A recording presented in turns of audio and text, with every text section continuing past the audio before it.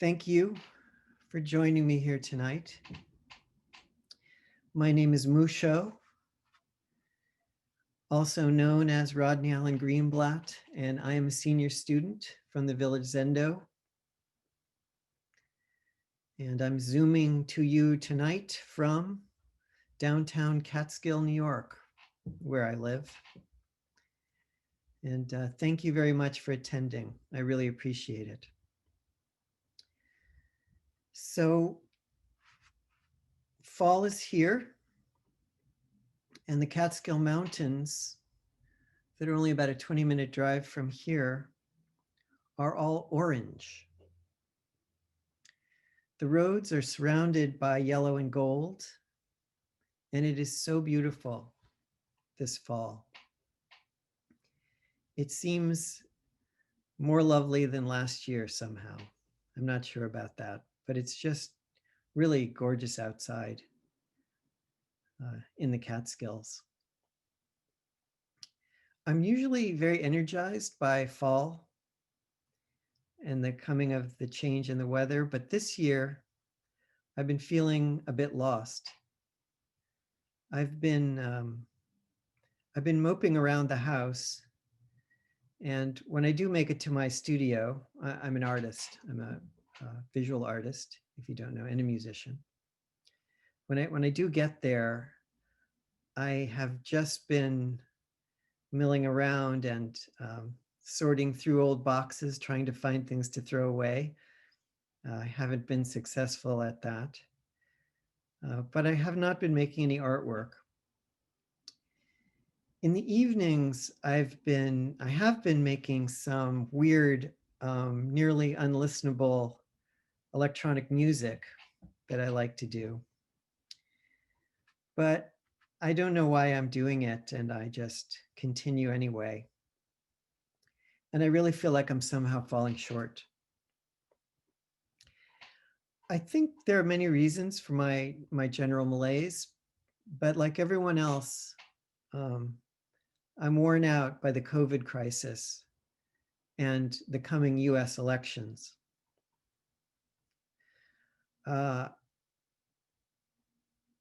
COVID is bad.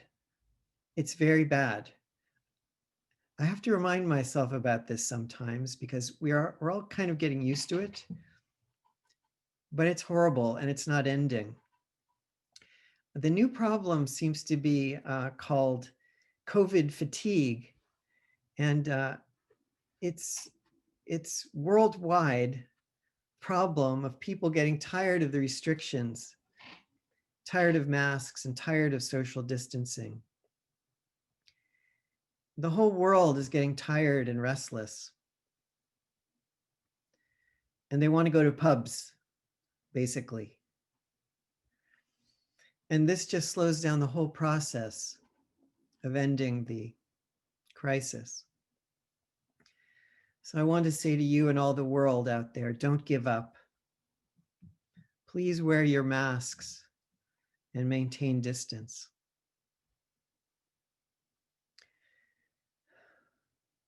As for the election, it's only 12 days away. And I feel a kind of a tension, like someone in a hospital waiting room. And I'm waiting to hear if our loved one, in this case, our democracy, is going to survive or not. As you know, 4 more years of Donald Trump is possible. He could win. But maybe all the Buddhas will come together and Biden and Harris will break through. Can only hope. There was an article in the New York Times today about Democrats who don't want to even think about winning. They want to protect themselves from disappointment. So they just assume Trump will win. It's a plan. When I see the Trump flags and signs here in Catskill, and they're all over the place, I feel depressed. Luckily, I have my Zen training. My Zen training is here to remind me that there is no us and them. And behind all the Trump signs are myriad causes and conditions. I may not be able to understand what I see as their selfism, denial, and anger of those Trump followers, but I can understand that those feelings are real for them. For now, my hope is that the Trump era will end and we can all find common ground and solve the systemic problems of our beautiful, messed up United States of America.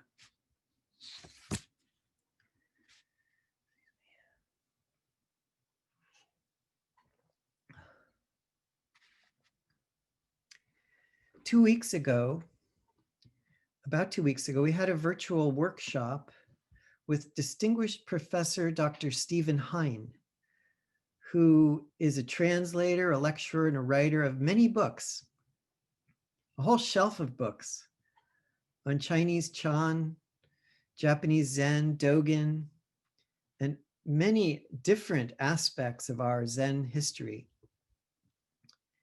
and Asian history in general. He's quite an intellect, and it was very nice, interesting workshop.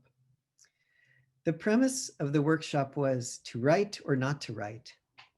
And the workshop tried to focus on Dogen and various other ancestral Zen poets who were struggling with the dilemma of, on one side, the Zen ideal of a Dharma that is beyond words and letters, and on the other side, the deep desire to express the Dharma with words and letters. So Dr. Hine presented us with examples of this problem as written in poems by some of the great Zen masters. And we had a whole bunch of poems that we went through and discussed. So here are two I'm going to read to you that illustrate the point. I do not know how, this writer is Chinese, and I do not know how to say his name properly, but I'll give it a shot at Tozu Yingqing. Okay? So here's Tozu Yingqing. Though in the business of explicating emptiness, I cannot avoid being enslaved by my talents. I have been studying and practicing Zen meditation, yet somehow remain preoccupied with literary pursuits.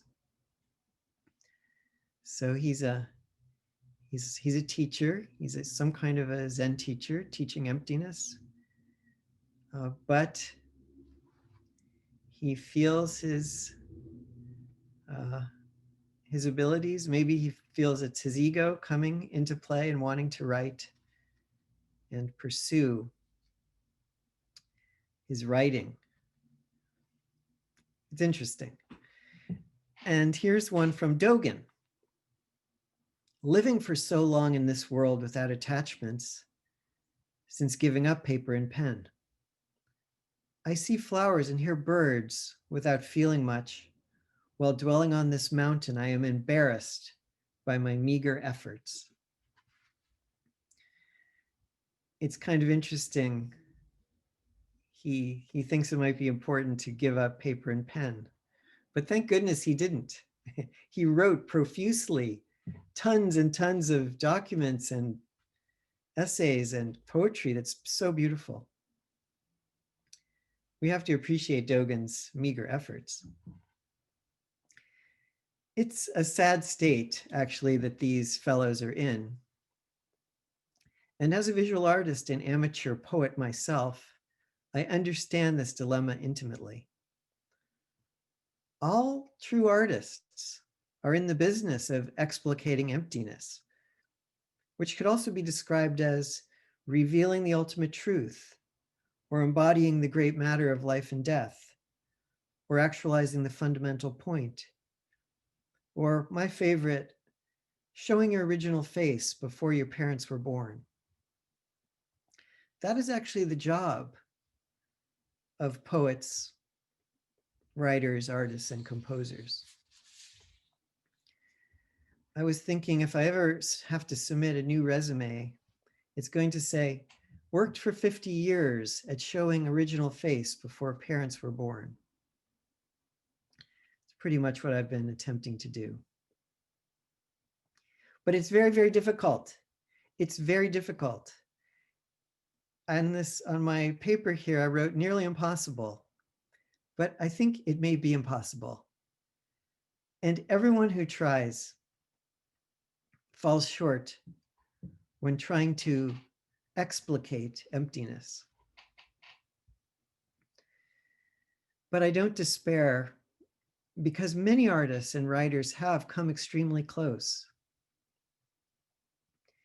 If you go over to the Metropolitan Museum of Art, which is open these days, and look around, you can see so many examples of artists who have come extremely close to the ultimate truth. So many composers and poets and writers. For an example, here's one of my favorite poems by EQ. This wasn't part of the workshop, but it's a poem that I love. EQ says, "And what is mind, and how is it recognized? It is clearly drawn in sumi ink, the sound of breezes drifting through pine." I'll give it to you one more time. "And what is mind, and how is it recognized? It is clearly drawn in sumi ink, the sound of breezes drifting through pine." I feel that Master EQ has come very close in that poem. I could write a list of all kinds of genius writers, poets, painters, musicians, composers who have come this close. And I think every one of them would admit that they had fallen short of the great matter. Like Dogen, most of them would admit being embarrassed by their meager efforts. I certainly feel that way. But I'd like to give myself and all the struggling artists a break, because doubt is really a crucial element. Maybe doubt is the crucial element. We may get very close, but we will all fail. We will all fail in the end. And even so, within this painful process, we may somehow enlighten the whole world. I believe it's possible and been done. Getting back to the workshop, I don't think it's really a choice between to write or not to write. The choice to me really seems to be between actualizing the fundamental point or doing something else. Doubting one's own ability, the ability to do that, is of course natural, because the miracle of our lives and the ultimate truth of it is beyond our own comprehension.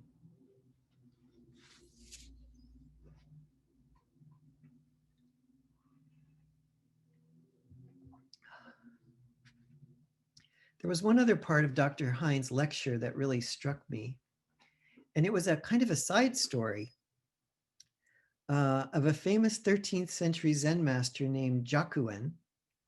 We have a Jokuen in our group. I don't see her here tonight, but Jokuen, this is your namesake, who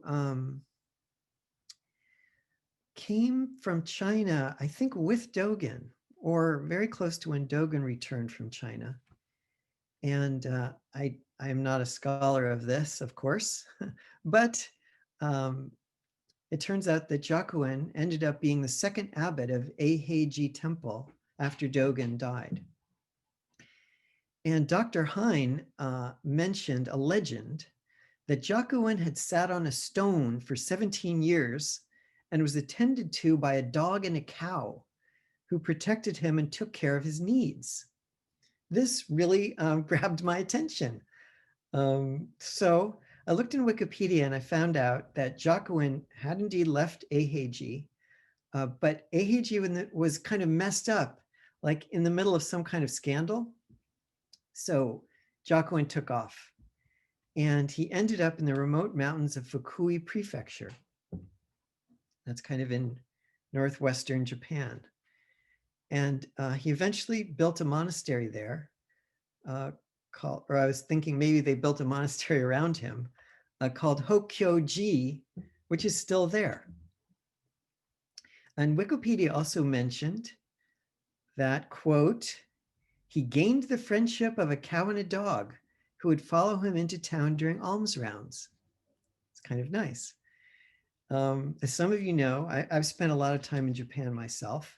So I emailed one of my friends there and I asked if I could find out more about Jyakuen's cow and dog attendants.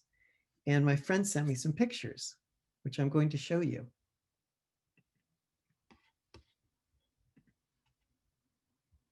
Here we go. Okay, can you see a temple? It's a little outbuilding on the temple grounds. And inside are a bronze dog and cow. And if you look a little closer, you can see that they're wearing some sort of, I guess those are alms bags that they would go around collecting food and provisions and maybe money. I don't know. This is 12th century, 13th century Japan, I suppose. And it's a very interesting picture. Imagining Jokuen walking around with his trusty cow and dog. Okay. Oh, there was one more picture.